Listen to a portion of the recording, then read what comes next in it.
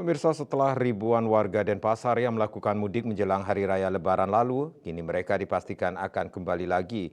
Bahkan tidak sedikit di antara mereka yang akan mengajak sanak saudaranya untuk mengadu nasib di Denpasar. Karena itu jumlah kaum urban yang memadati kota ini akan semakin banyak. Upaya mengantisipasi adanya warga yang tidak melengkapi dengan identitas kependudukan, Pemkot Denpasar sudah melakukan beberapa langkah.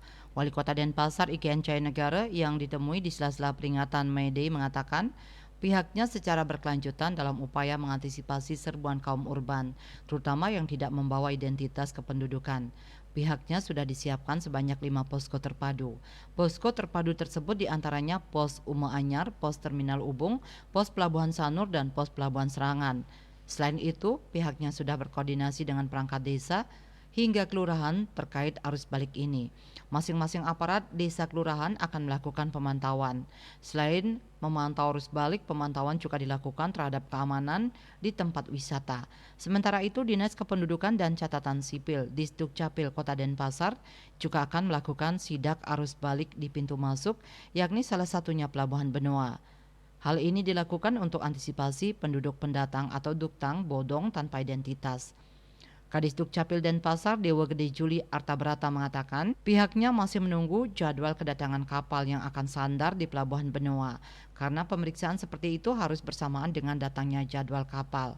Dikatakan kegiatan seperti ini sudah rutin dilakukan untuk menghindari adanya warga yang tidak membawa identitas saat masuk Denpasar. Dalam sidak tersebut, pihaknya akan mengecek identitas dari duktang tersebut dan lokasi tinggalnya di Denpasar. Selain itu, barang bawaan mereka juga akan dicek, sehingga mereka memiliki tujuan yang jelas saat ada di Denpasar.